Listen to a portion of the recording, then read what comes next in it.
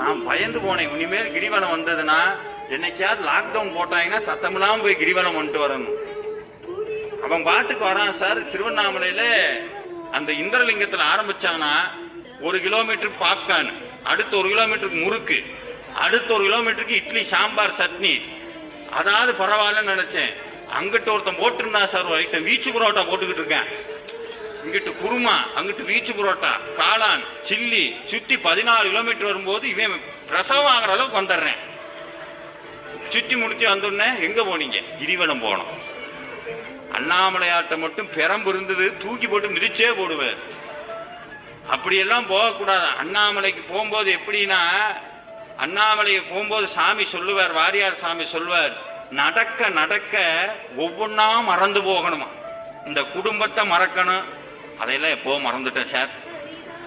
குடும்பத்தை மறக்கணும், கவலைகளை மறக்கணும்.